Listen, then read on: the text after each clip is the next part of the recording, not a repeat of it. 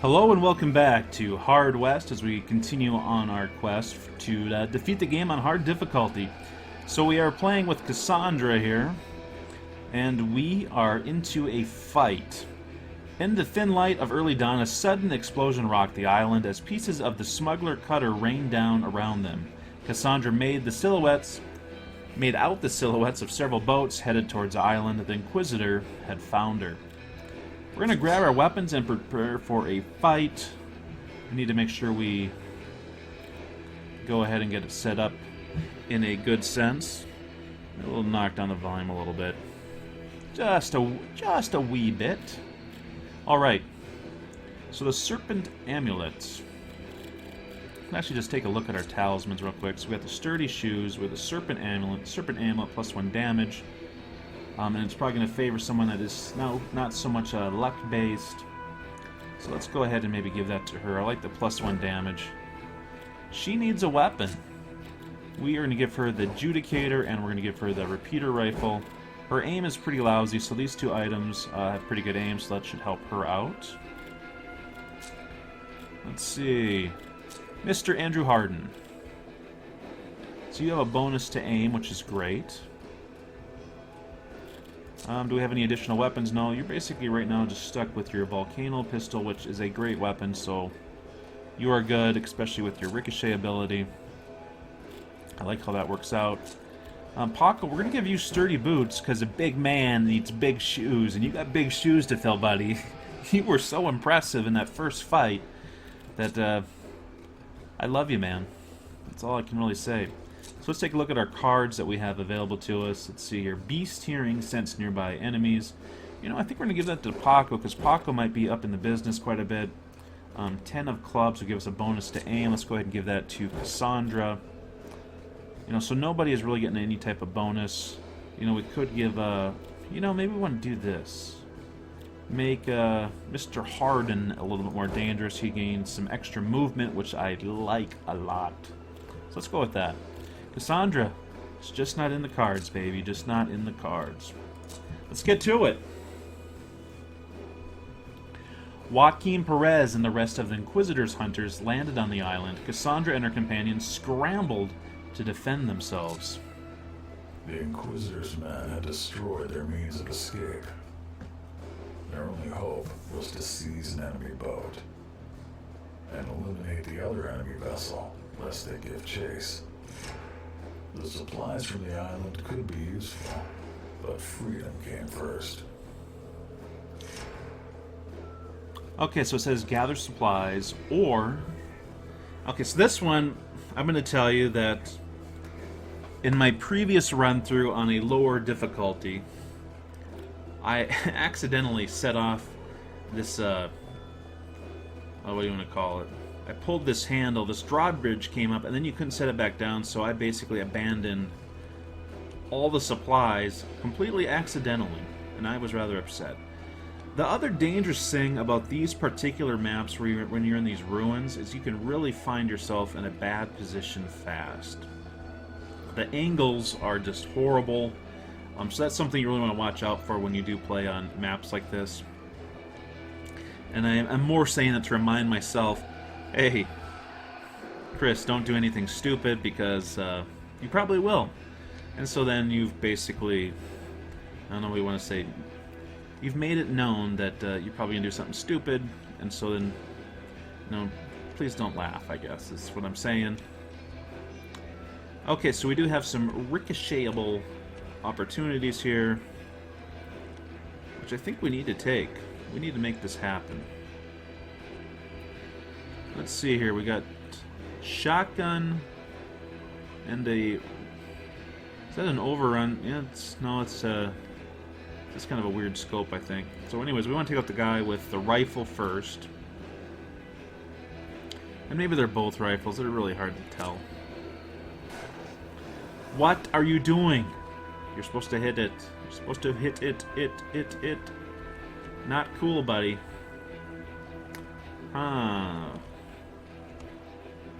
Cassandra. She can't even see them, it looks like, so... So we may just start moving Paco and her forward as much as possible. The thing is, you don't want to move too far, put yourself in a really bad spot, so...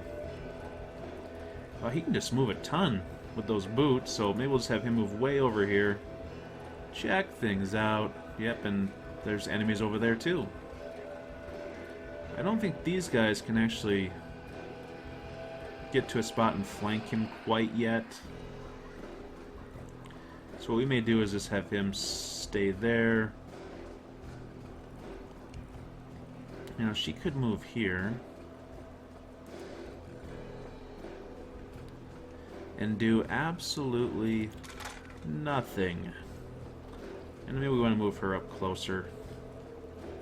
Give her an angle. Maybe move her over there for right now. You know, Harden's going to end up taking lots of shots. Could move him, say, over here. That's not going to do a whole lot for him. I am worried that someone comes kind of just sauntering around this corner. And, oh, hey! You're an easy target. So what we may do is just move Paco back for now. So he's definitely going to take some shots. There goes some luck. Yep. Holy cow. Holy cow. Isn't that half cover where he's at? Jeez. Well, things are not quite going the way that I... Oh, son of a... Go back. We need you to get out of the way.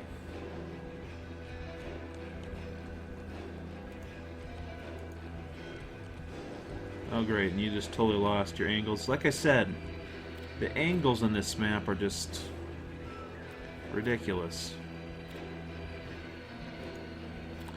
And we need to have him take the medical bag.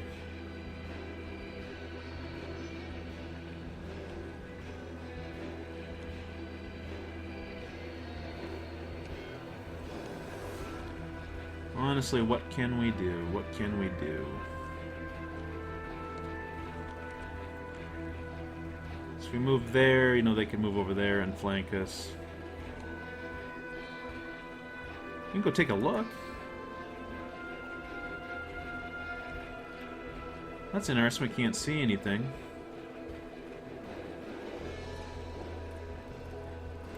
I am worried about moving over here, so I probably won't do that.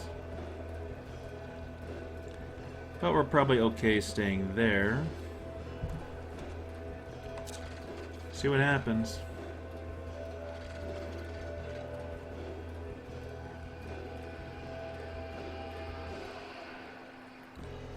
That was kind of funny. The guy just kind of did a looky-loo. Dipsy-doo, looky-loo. Well, let's see here. What do we want to do? What do we want to do? So these guys... We got all kinds of weird half cover. You know, so maybe they can't see over here. Hopefully that is not completely false. Yeah, so I can't see them, so I'm going to say that they can't see me, although... Yeah.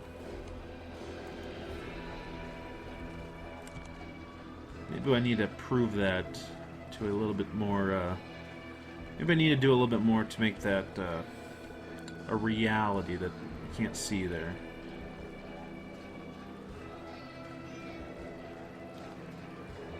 Have her move way up there. She's seeing somebody. You know, it looks like she can get a shot, which is interesting. But for 1 damage, probably not worth taking.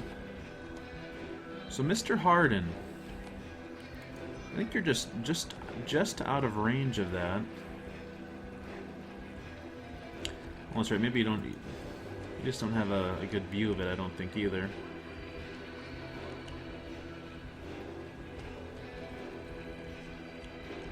What if? What if? Let's just do something here. What happens if you're here?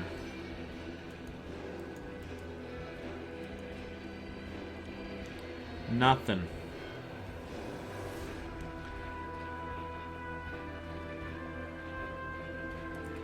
And after taking 5 damage in half cover, I'm just a little nervous, to tell you the truth. So I think we're just going to end our turn.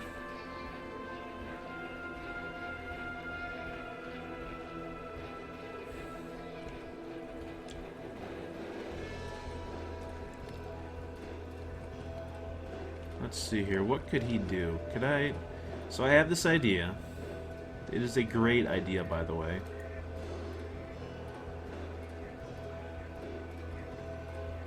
Okay, so you have an angle there. The question is, can you shoot that? Do that. I like it. I like it. There we go. Making it happen. So I do have a general fear that there's somebody over here. You know, we got to worry about these guys over here. So it's I don't know, this map is not an easy one to try to deal with. So the question is, what can we do? I think those guys are kind of just stranded out here, but we have to take care of them somehow. So if I move here, I'm pretty sure we're gonna awaken something dark and evil. Not really, but you know, I have a feeling that there's something over here. So we could either move that direction, you know, and worry about getting flanked, or we could say move over here and, you know, hopefully try to kill him. That guy is probably like right there. So what we may do is just maybe move a little bit forward and see what we can see. So he sees nothing. Question is there somebody right there that we could shoot? No. No shots on it anyways. So what happens if she moves? I really don't want to expose myself quite too much this direction yet, so we might just do that, end our turn, and hopefully we'll be safe. Yeah, here this guy comes around. I mean, this is an incredibly dangerous map. Just insane. Okay, so now the question is, do we have somebody over here that we could shoot? Apparently not. We don't have a sight. So, you know, we can't get too close to him. It might be up to Paco here to make it happen. Paco, what do you got, buddy? I think we're going to go to fanning, 39%, 4 damage per shot. Okay, you hit it once. We'll take it. So now Cassandra, who can't see him, could make a move.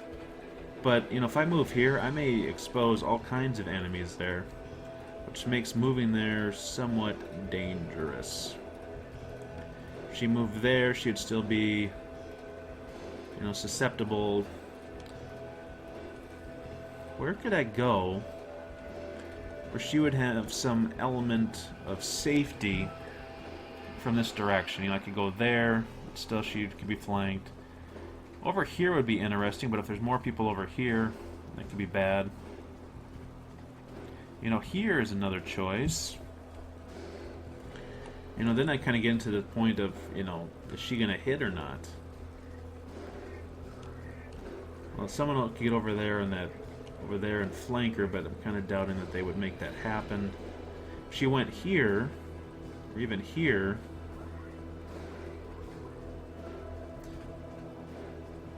let's have her step right here and just see what happens.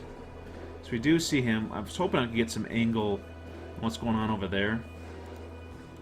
Let's see what she's at here. 67. 67. Wow. Can't fan, which kind of hoping we could do. So 67%. You know, not my favorite odds. So what could you do?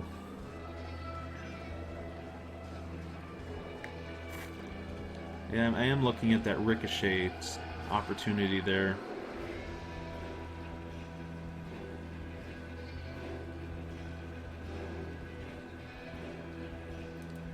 What if he moved up? Oh, he can't see it. Obviously. Obviously he can't see it. Why would you be able to see something? You know, I don't know if it's worth risking Cassandra to make this shot. 67%? Not very good odds. Now the question is, where can I put her so she's not going to get killed?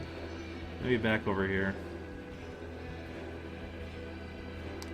Yeah, let's just go ahead and reload. Wait a second. Wait a second.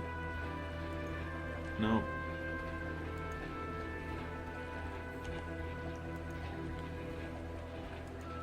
And it's always frustrating.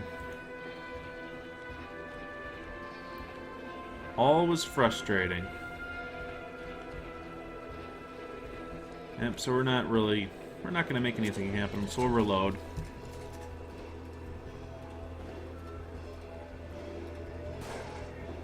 Okay, we'll take that.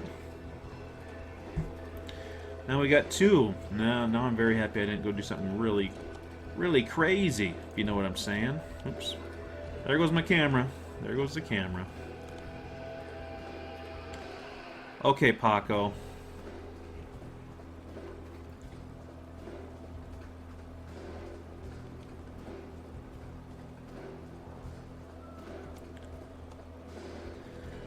Okay, Harden, so you could actually step here, which could be very, very dangerous. And you probably could do a ricochet type of shot.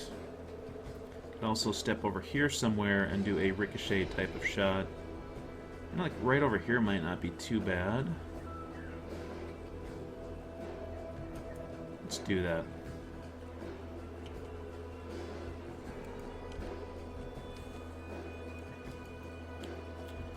"76%. Can you make it happen?" Great shot. And we killed him, which is more important. So now Cassandra, she can actually get up and close and try to take a shot at him, I think. Or do I want to have Paco step over there? Let's have her do this. Yeah, I kind of figured it'd be all kinds of dangerous, so that guy is exposed now, so we know that. She does have a 100% shot here, let's take it.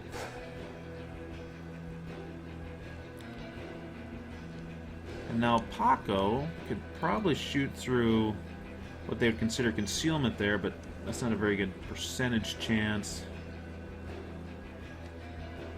I wonder if he has a chance to actually shoot me, is the other concern that I would have.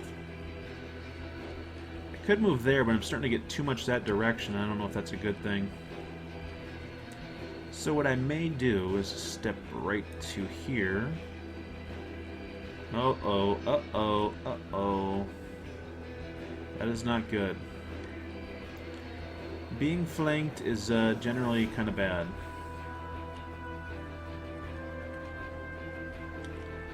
So this is the tough part about this map, is now all of a sudden I'm flanked. There's no way to kill that guy.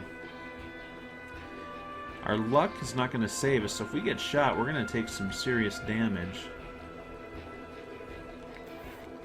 Could move up to there, and they're probably not going to be able to do much. You could potentially get flanked from, you could potentially get flanked from all kinds of directions. I could go way over here. I could also step over here, and I'm worried about setting those guys off. This is just crazy.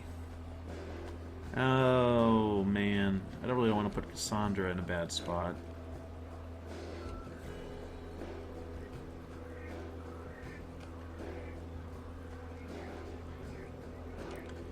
But I think he has to get to, yeah, it's just, there's just like no good decision to make.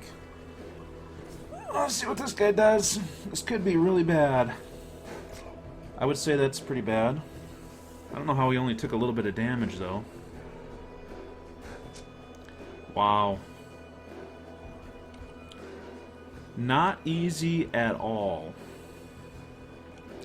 Now, he's entered a spot that is pretty,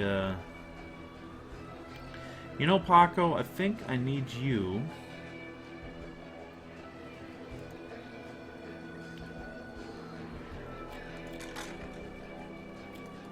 Paco. No. Him. 27%, 4 damage. I think we gotta take it, Paco. I need you to hit one of these. Paco, if you do, I will tell the world that I love you.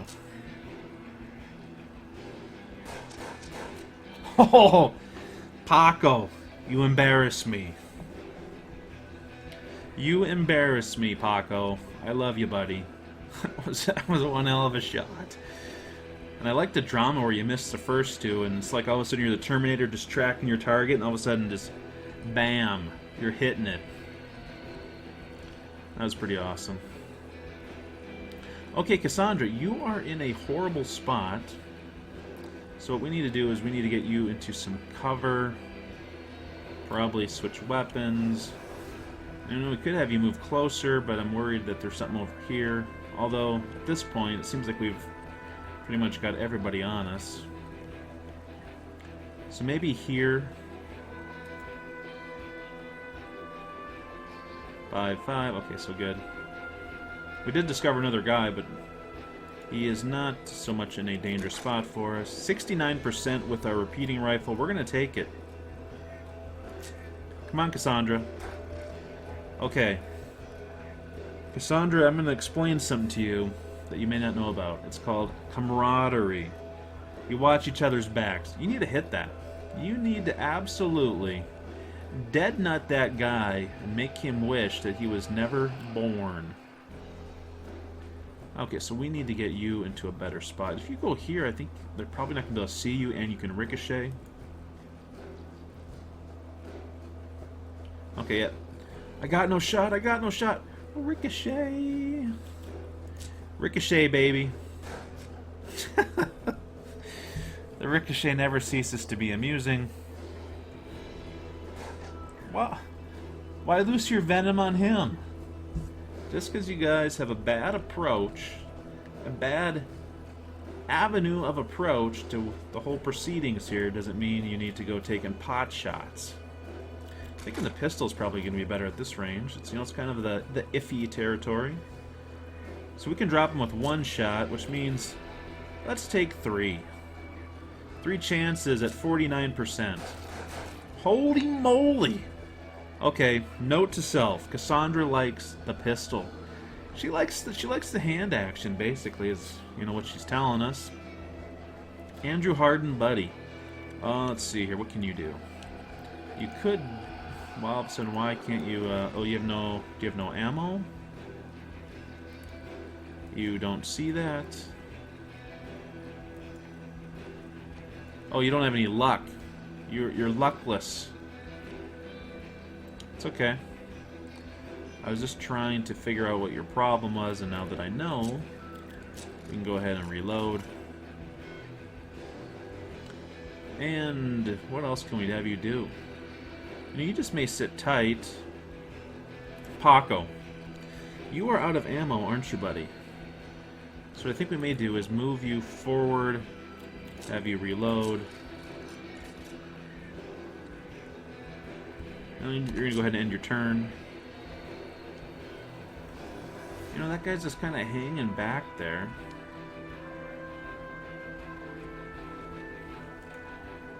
You know, we would do some damage to him. Let's get out our rifle. 37% for 2 damage. I'd take it. That'd drain his luck a little bit. Andrew, you are out of range, which is probably not necessarily a bad thing. Paco, you probably could get closer. Question is, can we do it? Okay. Still not good enough. You need to reload, so go ahead and do that. Andrew, I think we're going to have you go ahead and shift. Slip, slip, and slide. We're going to go ahead and end our turn. Okay, Cassandra. You just go ahead and take that shot. Okay. We'll take it. Okay, Paco, you do have an opportunity where you can get closer. You know, maybe go over here. Hopefully you don't reveal the entire world, and you also don't have a shot. That's okay, I think you can sit tight.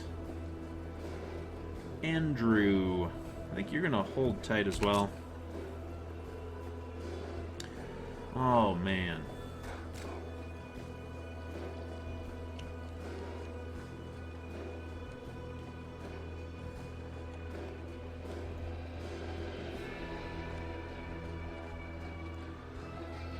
That guy is just in a bear of a spot. To flank him, we need to get way over there.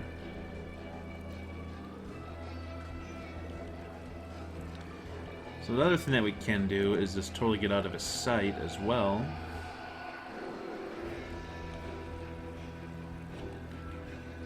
Let's see, yeah. We just can't do any damage to him. So what we may do is just shift. Now we're going to lose our sight line. Have you reloaded all of your shots? You have. Cassandra. You could move up, but I don't think that's necessarily going to do you much good. So what we may do is just have you step out of sight. Have you reload. And Mr. Andrew, you're just going to sit tight as well.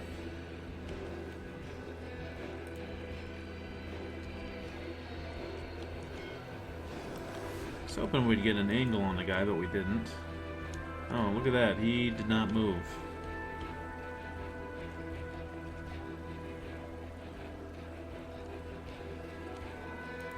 We're going to do something weird. Start shifting that way. Andrew. Mr. Andrew. We're going to start heading over there.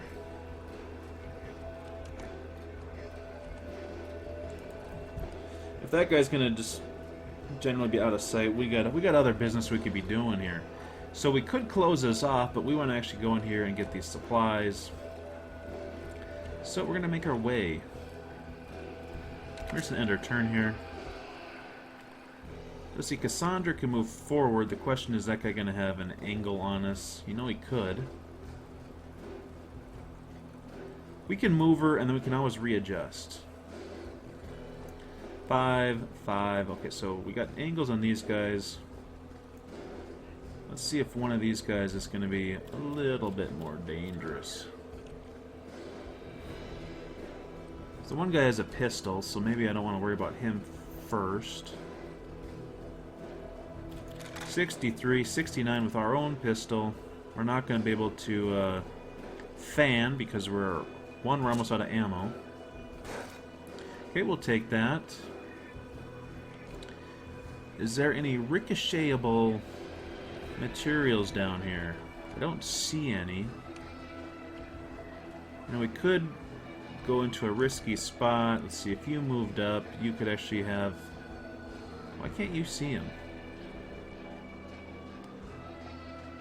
I'm guessing that guy's probably there. If you move there, do you actually have a shot on him? You do. I say that you take it. Okay, that works. Andrew. So Andrew, maybe we'll have you come back this way just to see if we can get sight on that guy. We don't see him. You have no luck, so we're just going to go ahead and end our turn. Cassandra. You know, maybe we're not going to get too crazy. Just kind of go back here, take a look.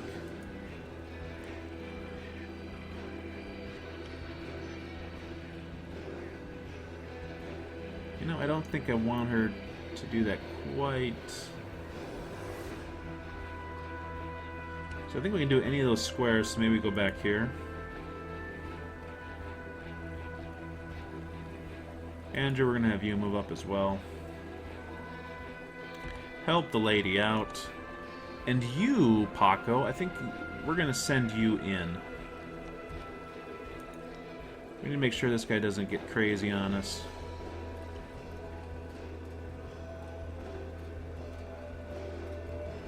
You know, I think in next turn I may just try to do something really wild and get way over here. So maybe we'll just hold down here. Let's see, where are you at with your pistol? You're good. So you could... You know, we could move you forward. You can take a big hit, but I think we'll have you just reload here.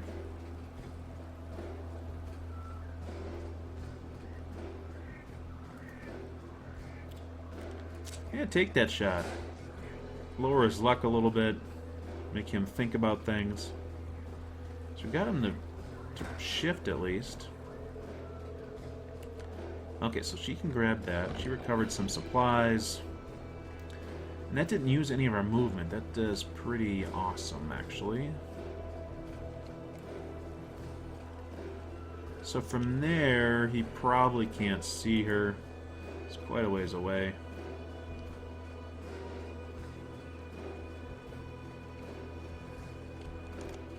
Andrew, I think we're going to send you in.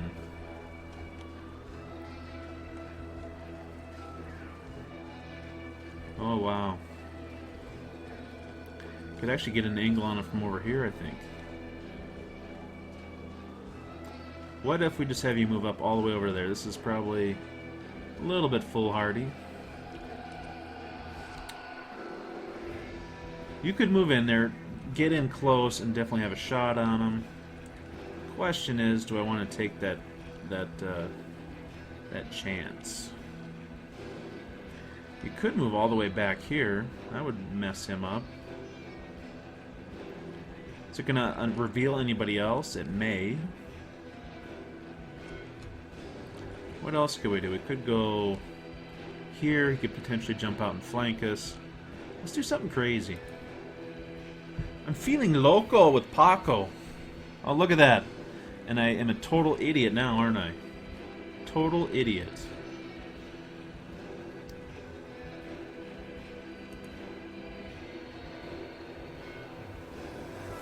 Look at this. Yeah, someone's gonna die. Somebody's gonna die. It's probably gonna be Paco. Oh, the luck saved him. When we were in the fire swamp. Well, that was love that saved them, not luck. Are they getting cover for that? Unbelievable. Unbelievable. Okay, so we really do need to make something kind of crazy happen here. Well, Paco, you're still alive, which is wonderful news. Absolutely wonderful. You probably don't have him flanked. You don't. The old half cover business is kind of messing up our day a little bit. So what I think you need to do is probably just move back to here. If you go here, it would force him to move. You never know where he's going to move. He could move into a bad spot. If I go here, he's probably just going to have a shot at me. So can't go there. I'll get shot at. So I think I don't have a choice but to go here. 39% is not the greatest odds. 59% is pretty good, but I think I need to actually do the 39% and hope I can kill him. Paco, you are the man. El hombre, Paco. Wow. I can't get over how impressive you have been. Okay, so let's see here.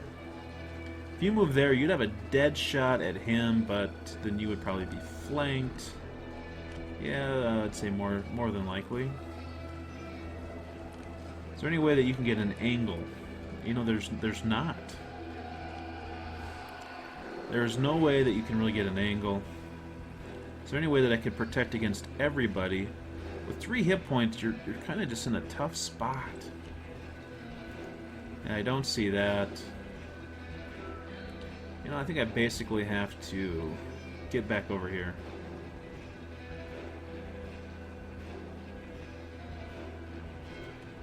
Or do I even have to go there? I could go here.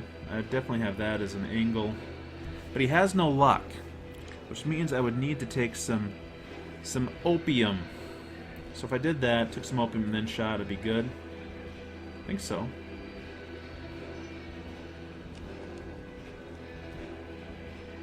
Chances are we can't see each other from there, so that could be the best move. Let's see.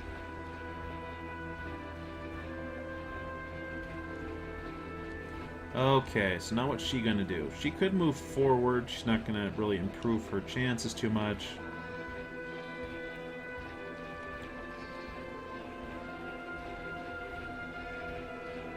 She could go back there and definitely have a shot at somebody. Probably kill the one guy. You know, if she's in half cover, she would probably survive. But it would probably spook him. He would move. And it may ruin my ricochet shot.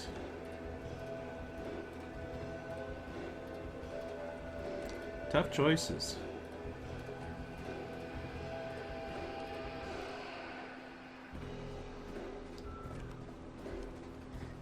You know, I don't think going there is necessarily a bad choice. Let's do it. Let's do it. So we're going to try to finish this guy off, is my plan. And completely failed. Now they're going to... Ouch! Ouch! Ouch! Ouch! Ouch! Not Andrew! Not Andrew. Anyone but him. Okay. He does not have a shot there, but he can do... He can go around the world to make it happen. If only I could sing, I'd sing around the world. Look at that beautiful ricochet shot. How all of a sudden do I not have vision on that guy? So we blasted that guy, so which means we just need to get right up in here. I wonder if I can move here and have him flanked. Flank him. We're going to switch over to our pistole. Let's make it happen, Paco. Make it happen. Love you, buddy. You and your big toothy grin are the reason, is the sole reason that I totally love this game. Okay, Cassandra, you need to get into a better spot. Let's see here. You're rocking the 5 hit points and you're going to live dangerously. Out of ammo, reload. Great. Perfect. Why not? Why not miss? So I can see we're going to do this little dance back and forth. She goes to there, flanks him, and yada yada yada.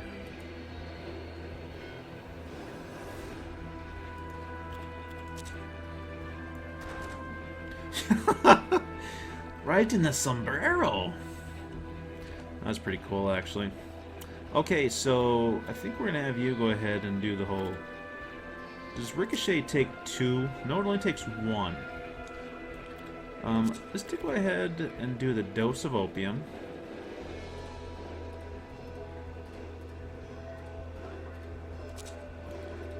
"12 hit points. I love opium. Wonderful. Okay. So we're going to do this. We're going to do that. Confirm that. Joaquin Paris, never dog center again. Okay, great. Perfect. Okay. Paco, my boy. I think you're just going to go over here and take a little gander. See what else is going on. You do see somebody. And he is in the thick of cover. So what we may have you do is just move up and stay out of sight. Out of sight, out of mind. Okay, so now we need to go ahead and gather the rest of these supplies. I think we're going to go ahead and move with some caution and with good reason, because it's one of my complaints about the game is sometimes there's just guys where you just don't expect them. And I can understand, you know, it's kind of like, oh, it makes the game more difficult, but it's also like, what the heck are they doing there? It's kind of bizarre sometimes. It's like, why is the guy just standing there? We have a combat going away. We actually had combat going on both sides of him, but we had no idea it was there. He didn't join in the fight at all. I don't know. You can see how it irks me to stay a little bit. Well, that opium wore off pretty fast. I need more. Need more. If only I had more. Yeah, let's keep on moving in. Cassandra. Cassandra, baby. Okay, yeah, you grab that stuff. Okay, so we want to, let's see, she could start moving back. Maybe just do something like this. Andrew, you know, it should be pretty safe to just skedaddle. And you got the opium going for you, so you should be alright. You know, we really don't need to go in here and subject ourselves to more danger by taking this guy out. But the question is, what's more fun, taking him out or not? Okay, we got some big 0% chances.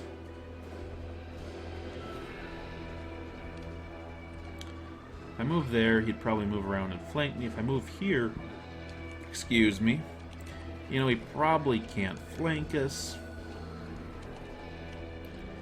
But then I have the opportunity to potentially flank him next turn by going over there, so I may just go here. And that's what I was afraid of, is that there would be additional peoples. Additional peoples that are not on my side. 39% chance of doing 2 damage. Could they potentially kill Paco? Well, Paco's maneuvers are not going to work with where they are located now, so what we may need to do is just back up, which I think is probably a good idea.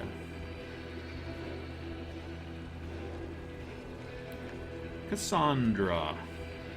Yeah, you go ahead and bust a move. Andrew, you do the same.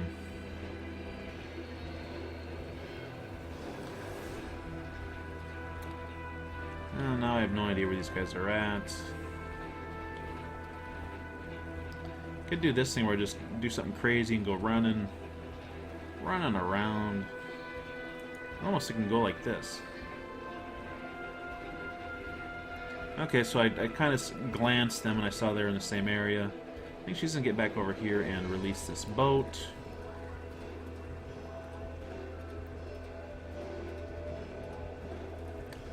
Let's see here. Is there any ricochet? Yes, there is. Yes, there is, and that means you, Andrew, now have worth again. And hopefully your opium high will not limit your abilities. So I can't see from there. So maybe I'll stay put.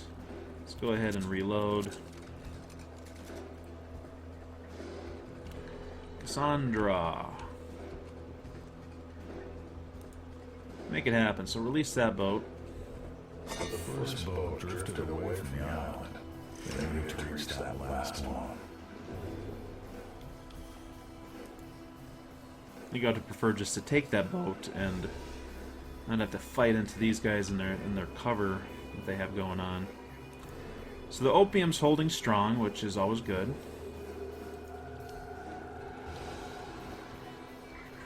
So yeah, those two don't line up very well.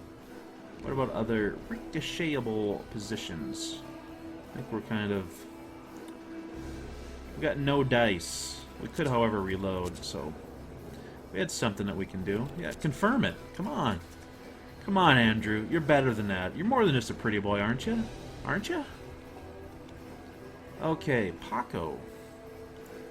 Paco. I think we're going to have you do this thing where you're moving up a little bit. Let's just go ahead in there and just kind of do a pot shot. Yeah, lower his luck a little bit. Okay, so he's deciding to advance. They're both advancing. That's kind of crazy. Oh! Shooting Paco in the back? That's just... It's just not cool. Okay, so she does have a shot. Looks like it is through some concealment. So our best option is probably going to be our repeater rifle, so we're going to take that shot. 2 damage, I like it. Very good. So I think he's going to have some concealment as well. Let's see here. What can we do? No fanning ability, but 74% is pretty good. Through the leaves, the brush, the bush. Makes it happen. You know what we're going to do. You know. You know. Paco, come on, man. Good shooting, Paco. I was hoping you would hit 2. Hoping for 2. You're a miracle worker. I know. I've seen you in action.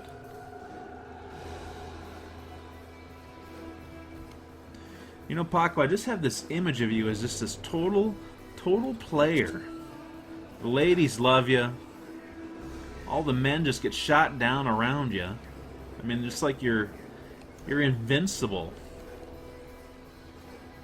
El Paco Grande is what they call him. And there is much rejoicing.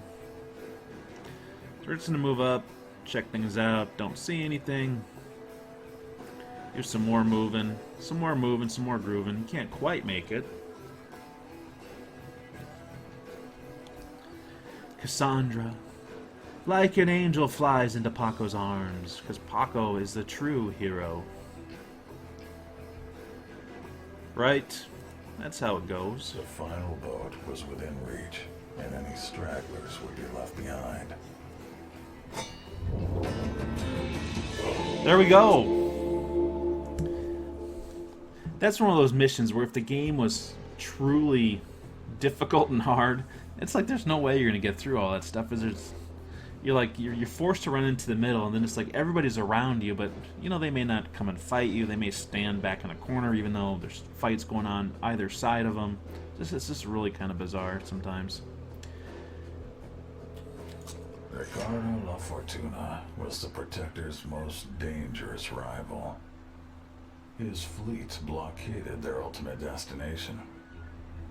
Any vessel that attempted to get by would be blasted out of the water. Cassandra wondered if La Fortuna could be persuaded to let them pass. Hardin told her about a grand poker tournament that La Fortuna was hosting. Joining the game would require a 25,000 peso buy-in. Okay, so we need to raise funds. We have a couple places opened up here. We got the Mexican Army Fort. Let's see, we have the Gambling Den. We have, what is this? Hacienda Garcia Pimentel. Alright. We have a pilgrimage. We have a town here. Adelante. We have the Fate Trader. And we have the hospital. And we're over here putzing around. So since we have some money, I'm thinking, let's make sure that we have exactly the situation we want. Ooh, we picked up the Cannon Calavera, which I never got before because I didn't go that. I never shot that guy down. We also got a nail bomb. I think we've seen how useful that can be. Mandrake root is good. Some healing herbs are good as well. Lots of cash. So we want to take a look at. I am clicking. Please bid me entry into the inventory screen of Cassandra. Okay. So let's see here. She has a serpent amulet, which I absolutely love. The Judicator's great. Repeater rifle, great. She's good. Let's see here. You only have that pistol, and you also have Hoyo del Muerte. So we need to get you another weapon. The Volcano is pretty good, but I'm thinking of switching over to the Judicator, possibly. Gives us some bonus aim.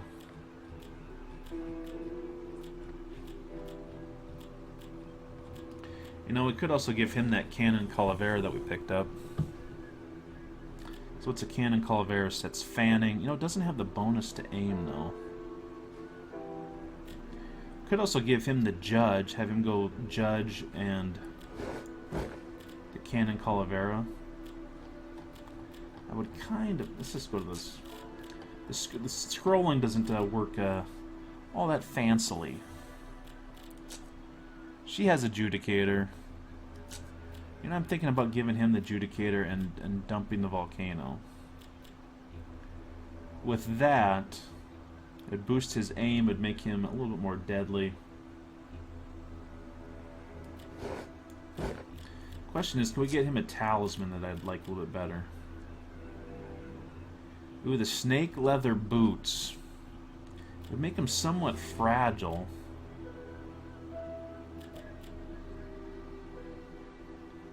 Serpent Amulet would lower his total luck. Ooh, the Tournament Trophy regenerates luck in combat. Kind of like that for him with the Ricochet. You know, the bonus to aim we'd be making up with the Adjudicator and the Judge. The Tournament Trophy would regenerate his luck and would allow him to keep on using his Ricochet ability. Let's go with that. I kind of like that strategy. You know, the Hoyo del Muerte, plus 10 aim is good, but not that good. So then we would dump the Volcano, which I think we probably could just hold on to in case we pick up anybody else. Save us a trip. You know, I'm not a big fan of the Borgen rifle, so we may look at swapping that out. What do you have? You have the Sturdy Shoes. I like the Sturdy Shoes on him. He has lots of hit points. We can get him up into a tough spot.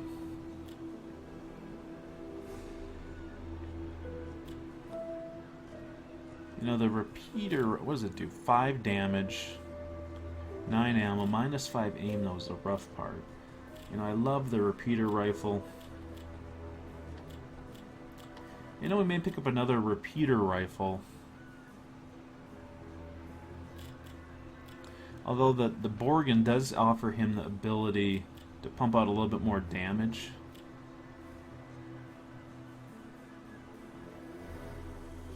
Shotgun revolver would be interesting, but I don't see that being really a better option.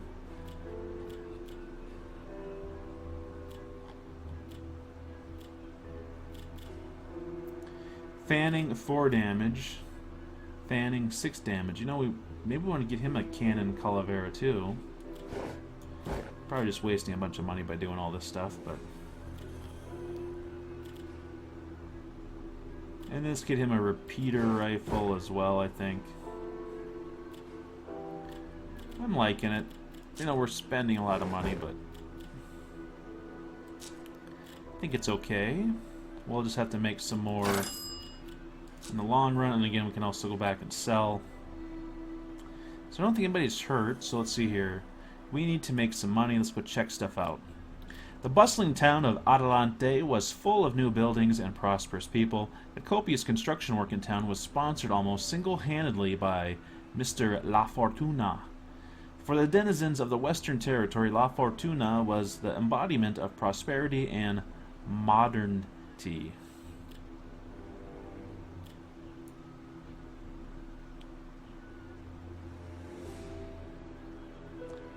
Let's see. Yeah, let's go to the brothel. That's what you do. Uh-oh. When Cassandra told Hardin they should find the bordello, his eyes lit with an unsavory glow. She admonished him sternly, insisting this was strictly a business outing. Well, it is a place of business, right? Her head was already starting to ache. It was only a matter of time before it dulled with pain for hours or even days. They arrived at the brothel in time to witness a violent quarrel, an older, flamboyantly dressed woman beating an Indian prostitute with a billy club. Cassandra guessed the older woman was the bordello's madame. He stood there agog. I stand agog a lot, quite a bit, actually. An instant later, Hardin rushed to the madam, landing a full-force punch in the middle of her face with a crunch. As she sprawled on the floor, dazed and screaming, Hardin rushed to the native woman, helping her up. She hugged him as she cried, covering him with kisses in a way that suggested they had been more than passing familiar. In a way that suggested they had more than a passing familiarity with one another. It's one of those. Sometimes you just get those words, and there's like, wow. How am I going to all of a sudden just spit that out when my mind is kind of like just cruising along here? Anyways, see Hardin motioned to Cassandra to get out of sight. She ducked into the nearest back street. Hardin and his native acquaintance joined Cassandra as soon as they could. She wasted no time reprimanding Hardin for attracting the attention by attacking of the entire town and doubtless the authorities. Hardin explained that he had no choice. It was his duty to defend Felicia. Apparently they had known each other for some time. Cassandra guessed Hardin was one of her regulars. Felicia apologized for the trouble, but said that without her job, she had nowhere to go. Hardin suggested she could join Cassandra's posse as she was a good shot and good company. No doubt about that. You know, I think we're going to say go ahead. Let her join up. She'll make the evenings a little bit more pleasureful, I guess. Felicia thanked Cassandra profusely and promised to be a valuable asset to the team. Asset indeed. The team returned to the town of Adelante. Let's go to the cantina. Cassandra was pleasantly surprised to find the cantina appeared safe and well run. Oh, let's ask for. Why would we ask for a room? Okay, I guess we had a good night's sleep. Let's check the headlines. Cassandra's brushes with the law had been minor. It seems she found only a small note about one of the events she had been involved in. Alright, let's go to the general store. The general store in Adelante offered a modest but adequate selection of goods. Cassandra browsed the wares. I do like the Navy gun, but I think we have better. Ooh, the double shotgun, revolving rifle. Not bad stuff. Not bad indeed. You know, we could sell stuff. I think we have enough items that we could actually equip our newfound friend. Okay, so we need to get to looking. We got the gambling den. Let's go check out. Do we want to check out the pilgrimage? I think we can. Bait trader. That we don't need the hospital. You know, let's actually take a look at this Felicia. You know, maybe Hardin broke his hand or something stupid. Who knows? Spine fracture. I'm glad I looked. Paco. You know, there's nothing wrong with Paco. Paco is the Ironman. We should take Hardin here with his fractured spine. And heal Hardin. Unbelievable, buddy. Ooh, a laxative potion. Okay, we bought a laxative potion for some reason or another. Let's go ahead and go to check out this pilgrimage site.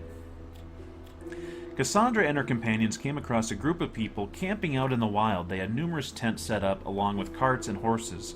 There were wooden crosses and ornate incense holders everywhere they looked. A man wearing priest attire greeted them on behalf of his flock and said his name was K. Elspus. That's a weird name. He explained that he was leading these people on pilgrimage, but they were currently enjoying a much-needed rest. In other words, they're lost. Let's see if we'll talk to him. Elspus winced and admitted in a low voice that Cassandra was right. They weren't resting at all. Actually, they were lost. His map had turned out to be inaccurate. He couldn't bring himself to dash the hopes of so many pilgrims by telling them they had to go back. Thus far, he had been able to convince everyone that they were still on the Kalaka Shrine Trail, while he secretly tried to figure out where it was. Now he was losing hope of ever finding it. Okay, so we don't know what this is. So K. Elspeth explained that the Kalaka Shrine was a pre-Columbian ritual site said to contain several carved figurines of human skulls adorned with Christian symbols, crosses, three-cornered symbols, and fish. According to Elspeth, the existence of these symbols confirmed that Christianity was the world's sole true religion. Somehow that doesn't make any sense. Unfortunately, however, the map he bought from a merchant in Adelante had proved false. Now he would need to admit his failure and destroy the faith and resolve of his flock. So if we find a true map, we could get it to this guy and yada yada yada, you know, all that good stuff. So that is one of our optional quests now. Okay. So we do have the Hacienda Garcia Pimentel. I'm just taking a quick gander. Let's go see what's going on. Matron Paulquera Adelmira Garcia Pimentel was one of the last of the venerable Garcia Pimentel clan, which had flourished in the New World for hundreds of years. Now the family was a shadow of its former glory, but the Garcia Pimentel Library remained the greatest and most complete collection of works detailing the New World and the rise of Mexico. Oh boy, what is that supposed to mean? Mimi? No, it's probably supposed to be like Madam or something. Or Matron Garcia Pimentel jovially greeted Lydia as Cassandra had introduced herself and guessed she was here to see the fabled library. Let's see, Cassandra nodded, hoping quietly she could find the location of the Kalaka Shrine amid the books. She was only passing through and wanted to visit the library. You know, let's just say we're passing through. Oh. Nope. I guess we have to say that we're going to do that. The matron nodded and led them inside. They were joined by a scrawny figure in clothes that had once been very fine, but were clearly showing their wear. Matron Garcia Pimentel said that this was her son, Porfirio, and that he would be their guide to the library. Cassandra curtsied, taking a closer look at the young man. On top of a hunched, scrawny body sat a large head with a bulging lump in the middle of his forehead. His skin was mottled and unnatural looking. He inclined his head slightly at all times. This reminded me of Peter Boyles in Young Frankenstein. As they walked into the library, Porfirio told Cassandra about various landmarks in the area, spouting an endless stream of historical facts, interrupted only by his slight stutter. Although at first he seemed consumed by his study of history, Cassandra soon realized his trembling hands, darting eyes, and blush meant something completely different. He was attempting to court her. In another context it might have been endearing, but she was unsettled by the cold lump she felt in her stomach. Porfirio broke her reflections, asking whether there was anything in particular she would like to hear about. Tell me about the Kalaka Shrine, dude. According to Porfirio, the Kalaka Shrine was the crown jewel of the area's historical attractions. Believed to have been built long before the first Europeans set foot in the New World, it contained several painted skull sculptures called Kalakas that inexplicably bore ancient Christian symbols, fish, crosses, and various three-cornered ornaments. The shrine was considered by many as the ultimate confirmation that Christianity was the world's one true religion. There had been a minor military struggle over who controlled it, with the winner doing their utmost to camouflage its position. When they met their downfall, however, its precise location was lost to history. At this last sentence, Porfirio's deformed lips twisted in what Cassandra interpreted as an approximation of a smile. She guessed aloud that he knew so much, she was sure he must know the location. The young man looked away shyly when Cassandra pressed. He nodded his deformed head in confirmation. He said he would tell Cassandra the location in exchange for a kiss. So we got a couple options here. Fighting her revulsion, she brought herself to lay a gentle kiss where a person's cheek would be.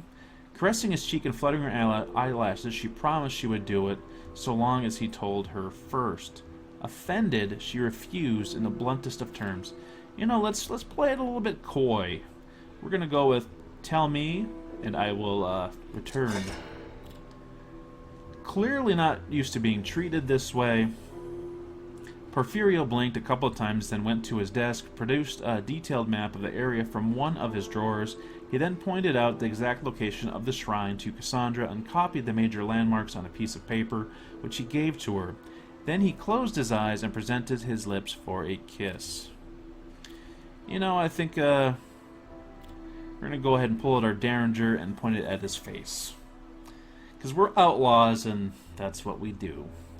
I just feel bad. I feel bad. I don't want to... Well, I shouldn't say me. I definitely don't. And Cassandra, doesn't, so... who keeps their promises anyways, right? The young man's gaze turned from stupefaction. I don't know if that's even a word. To anger and spite. I think you're trying to say he's stupefied. He said Cassandra had worn out her welcome and motioned to the hall where her companions were waiting. They walked out, Cassandra keeping her gun trained on his back. Cassandra's plan to leave the Garcia Pimentel residence was hastily confounded when she reached the foyer. Hardin lay unconscious on a chaise lounge, apparently inebriated on a great deal of brandy. Lady Garcia Pimentel opened her mouth to say something, but closed it again when her eyes met her son's.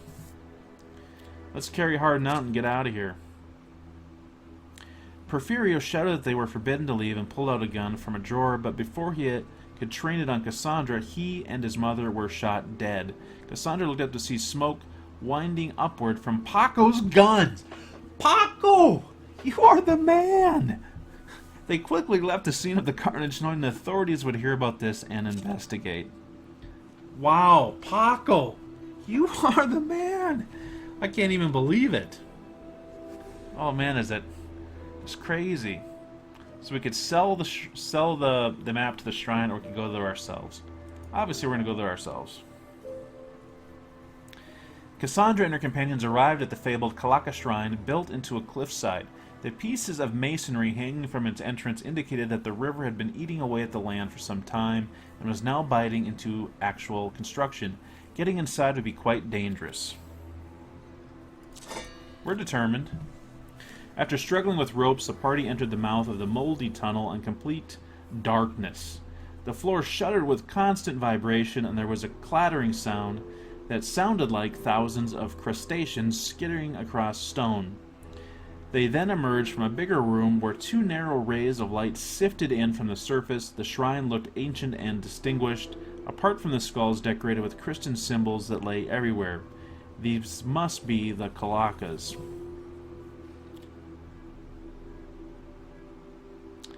Let's take him. Hardin squeezed past Cassandra into the small room and started carefully packing the Kalakas into a sack. All the while, Cassandra looked around for signs of danger. She was almost disappointed not to find any poison darts, giant rolling stones, or rabid beasts to punish their crime.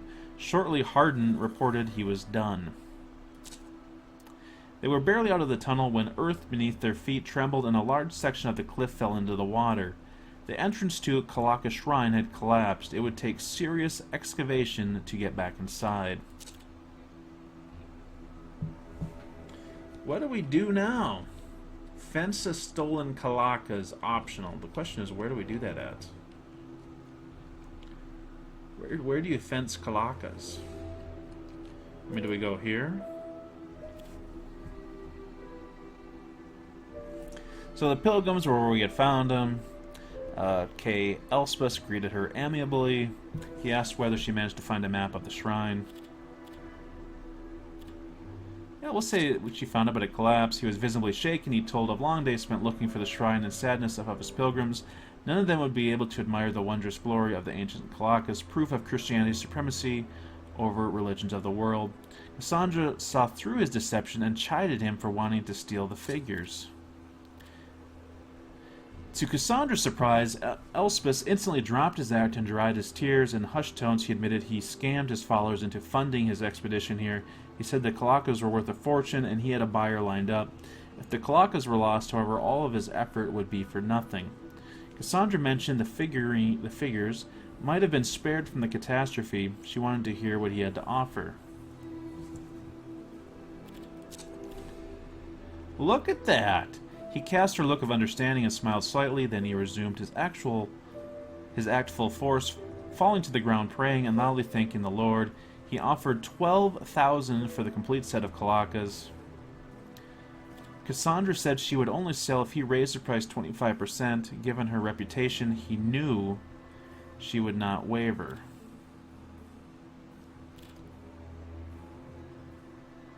Let's try it.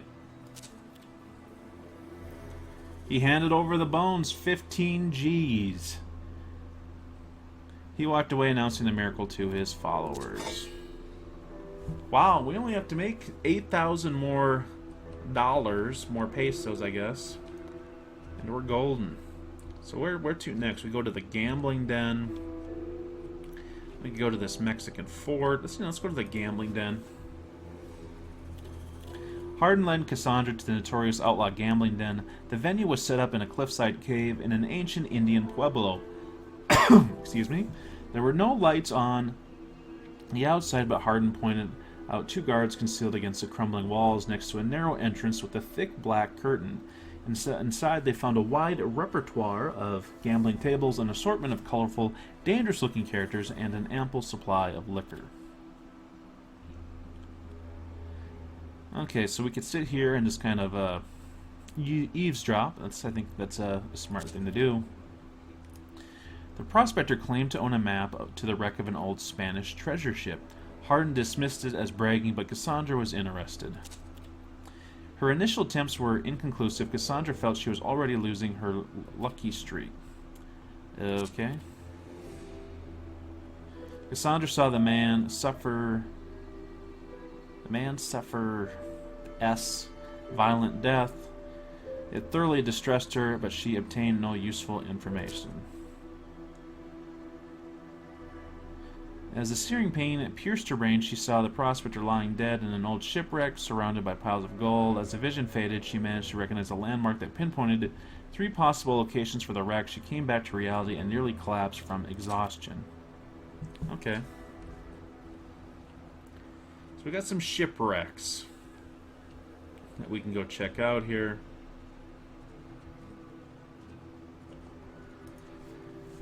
We'll just go one by one.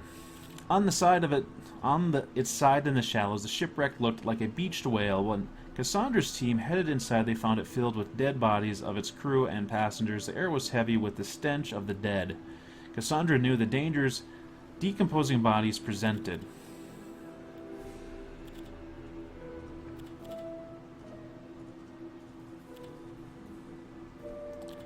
Let's go through the cargo.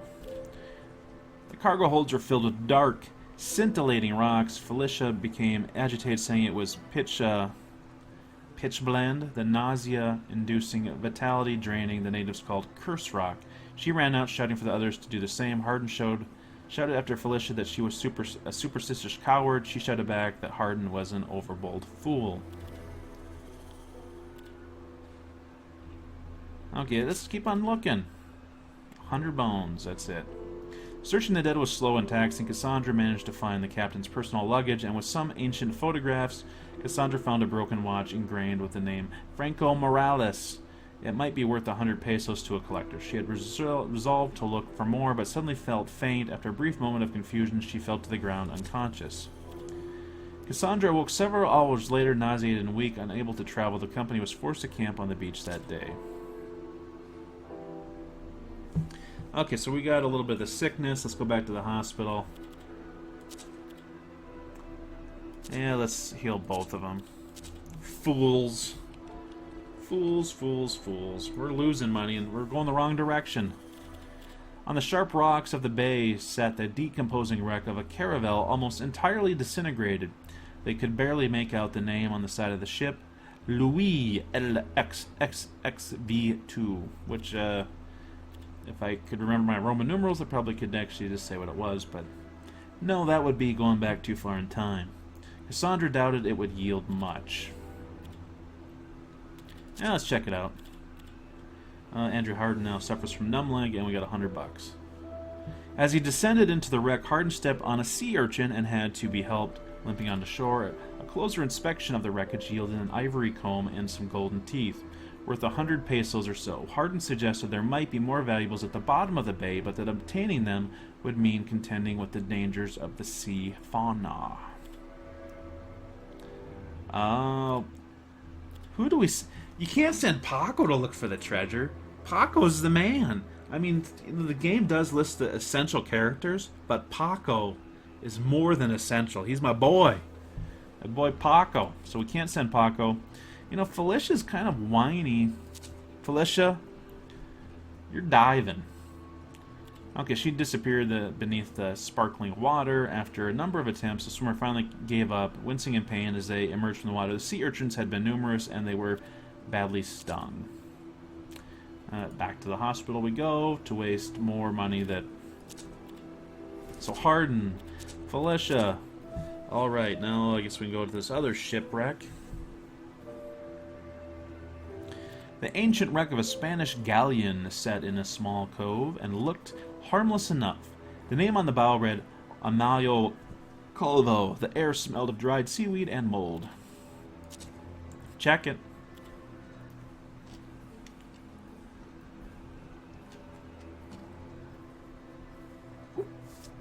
I had to take a swig.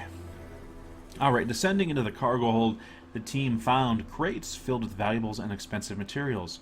Much of the treasure had been decayed with time. However, a good portion of the silver and gold objects could be salvaged with a significant amount of work.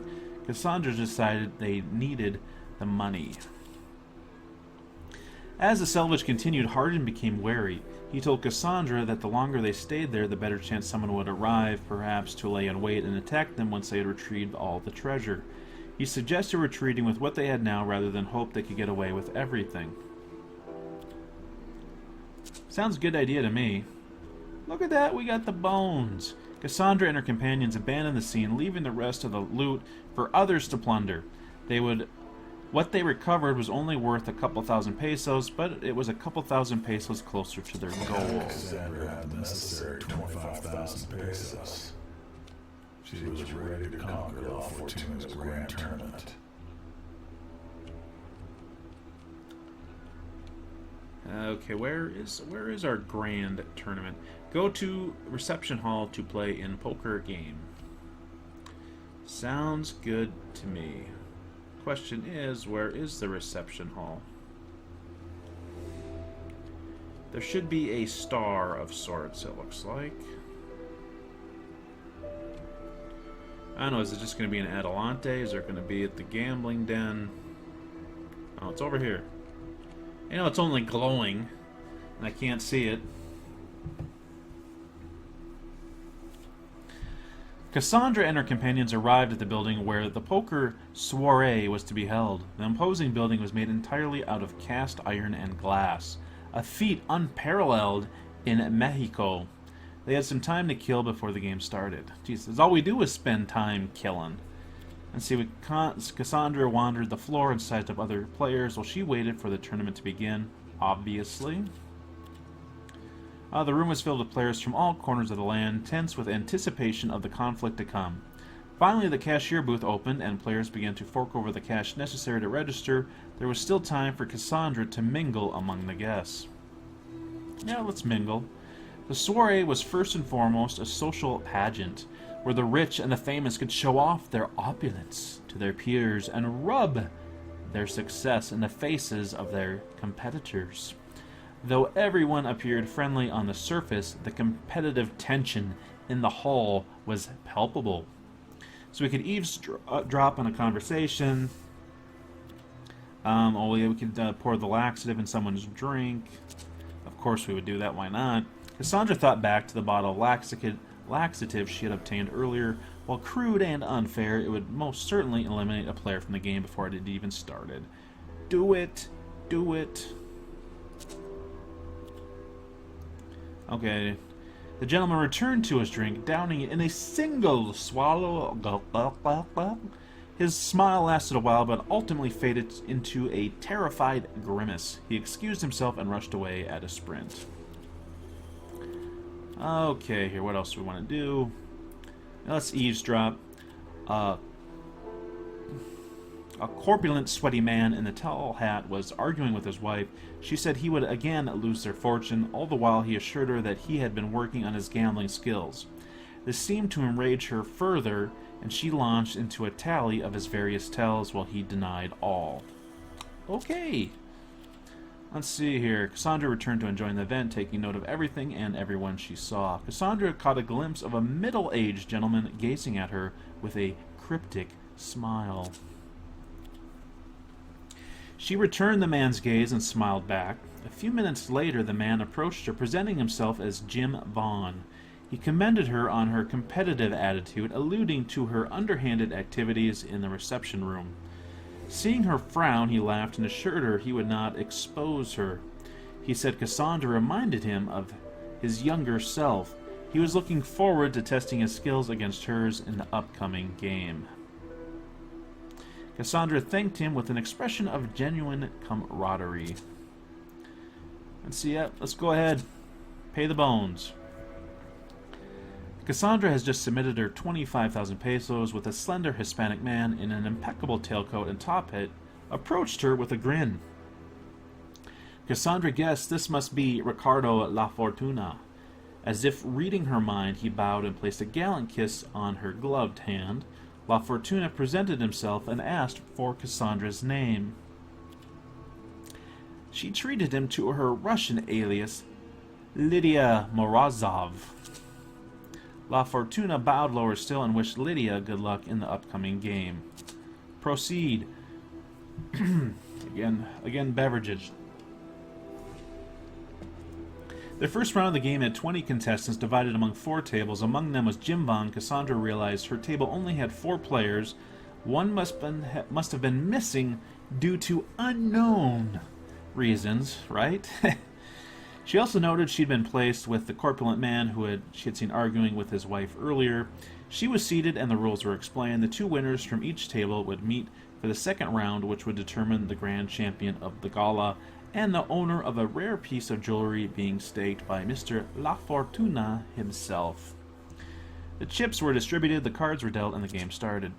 Initially, the game was casual and easy. Cassandra singled out 2 candidates for elimination and deftly defeated them using her acute gambling skills. Only one man was left at her table, and she knew his tells, having overheard his argument with his wife. She read him like an open book. Soon he was dispatched as well. The croupier congratulated Cassandra, telling her he'd transfer her chips to the main table for the final round. There was an hour break between rounds 1 and 2. The tournament was in full swing. The losing tears were dried by cheerful senoritas and gallons of alcohol, while the winners gloated and prayed and luxuriated in the lobby. Cassandra looked around, sizing up her competition. Let's see, somebody retreated to their room, all crazy-like. Let's go follow him. As they left the party atmosphere of the crowd, the gambler accelerated his pace, crossing the steel and glass corridors of the palace with unusual haste. Then, when he entered the hotel wing, he disappeared. Cassandra looked helplessly around the halls of the hotel. There were 2 rows of identical doors, one on each wall of the hall. One she noticed had light sifting from underneath it. As she approached it, she saw it had been left slightly ajar. She peered through the opening and, to her surprise, saw the man injecting himself with something from a syringe. Morphine. The gambler lay on the bed, oblivious to everything around him. He was in the full rapture of a morphine shot. So we could give him some more. Do it. Cassandra hesitated, wondering if her lack of experience administering drugs might spell the man's demise. I've come this far, she thought, emptying the syringe. He certainly didn't protest. Rather, he closed his eyes and fell asleep with a blissful smile on his lips. Cassandra left a gentle kiss on his sweaty forehead and left the room. Cassandra returned to enjoy the evening, all the while looking around carefully. Once the break was over, Cassandra proceeded to the table. The players sat down to the final round of La Fortuna's poker tournament. Along with Cassandra, three other men were still in competition. One defaulted while he failed to arrive at the designated hour. Cassandra recognized Jim Vaughn from their conversation earlier in the lobby. The last man remained a mystery. Names were exchanged, cards were dealt, the game began. The stakes in the final game were much higher, and so was the skill of the participants. But as the game progressed, Cassandra's chip supply diminished until she was on the brink of bankruptcy. She needed a decisive move to improve her situation. She could target Dr. Fabian Fay, whose stash was the smallest, or Jim Vaughn, who had been doing extremely well this far, and common typo. At this point, his skills seemed unmatched. I say we go after Dr. Fay. Dr. Fabian Fay never fully held his cards. He lifted them slightly off the table and peeked at them every so often. He would pick his fine mustache, but Cassandra quickly determined this was not a tell.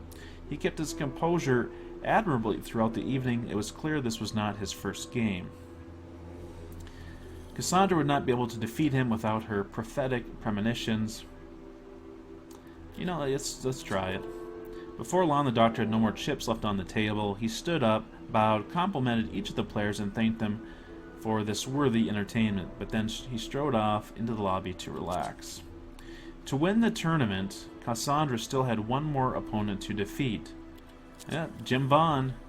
Jim Vaughn was a true master of the gambling table, smart, funny, and courteous. He was impenetrable to conventional scrutiny. If Cassandra wanted to defeat him, she would need to use her unique ability. And that unique ability is send Paco in. No, that's not really it. Cassandra was too tired to be able to count on clairvoyance. Jim Vaughn played like a true ace, seeing through Cassandra's bluffs, reading her reactions with near-divine brilliance, and never making a betting mistake. When he took her last chip, she expressed her admiration, and he replied with a string of compliments. He promised they would talk after the game. The tournament had finished, and though Cassandra did not win, Ricardo La Fortuna congratulated, I'm going to insert a word here, her, on an excellent game, and the two chatted for a while. Though La Fortuna had other business to attend to, he invited Cassandra to visit him as his residence whenever she liked. She said that she would show up. As Cassandra made to leave, Jim Vaughn approached her and offered to buy her a glass of port. Do I want to accept or not? We've had a few people drugged with drugs, not with drugs, but there's been drugs given to people. Let's see, Harden passed out from brandy, with the Hunchback of Notre Dame at that one place. What do you do? Let's accept. It's probably a bad idea. Mr. Vaughn was visibly delighted. He ordered drinks as he told Cassandra about his younger years with a refreshing bluntness. Vaughn had run away from a home at a young age and wandered the West, finding no shortage of trouble and becoming an infamous gambler and duelist. One fateful day, however, he played against a powerful man, taking a fortune from him. The man was furious, telling Vaughn to leave the country and renounce gambling on pain of death. That's when Vaughn headed to Mexico. He had been miserable ever since, but when he'd heard about the tournament, he decided he didn't care anymore. It was worth the risk to play again. What else was life for? Cassandra, of course, asked, what does this have to do with her? He looked at her wistfully. He told her that he saw his younger self in Cassandra. She had inspired him to take his guns off the hook and go looking for trouble again. There was one person he would love to ride with. It was her. Oh boy, I have to get rid of somebody here. We're not getting rid of Paco. Come on. There's nobody better than Paco in the entire game. Paco's done more than I've seen anybody do. So, Paco Stan. Vaughn, let's see, Felicia. Felicia, it's been kind of whiny. She couldn't dive into the water and bring a treasure up. We asked her to do some simple tasks, and she's flipped out.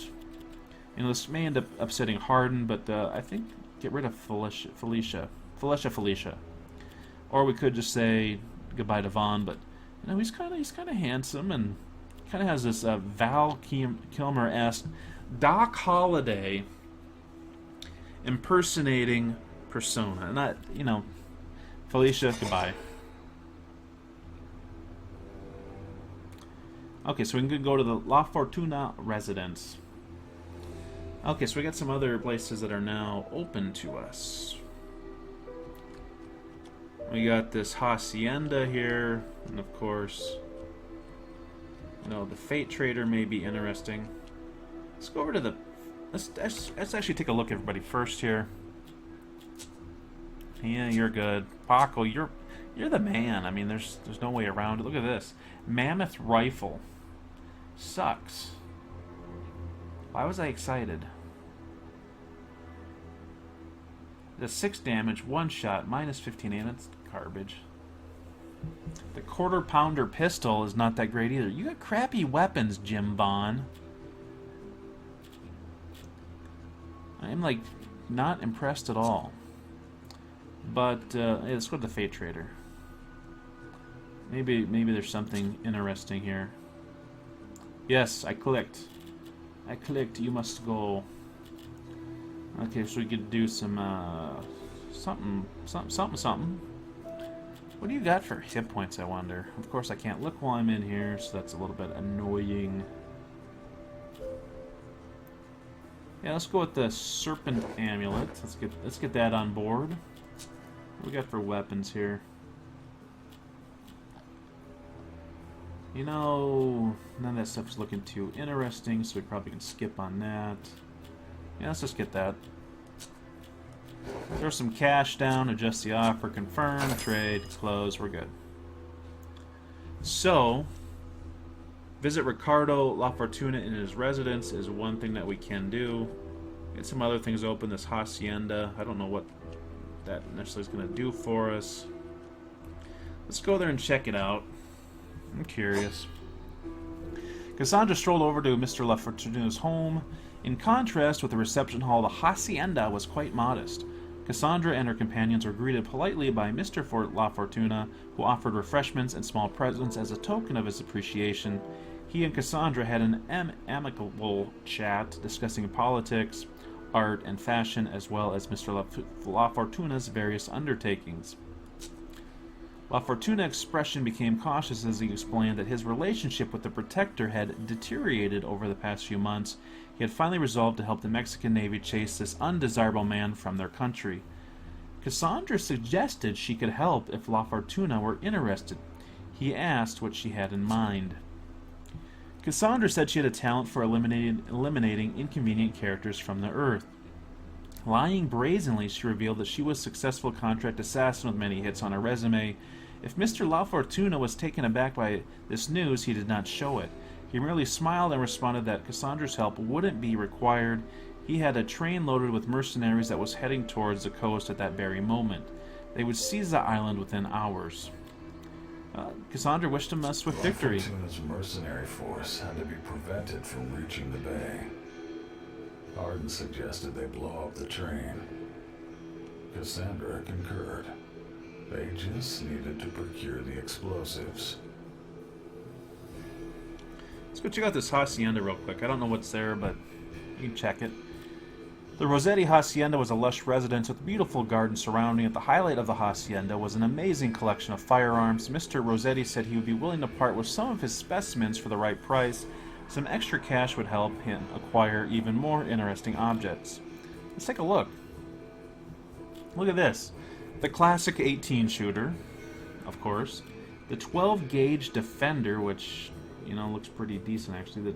The Douglas Duster Special, which always confuses me because it allows 2 shots per turns, but it only has an ammunition of 1.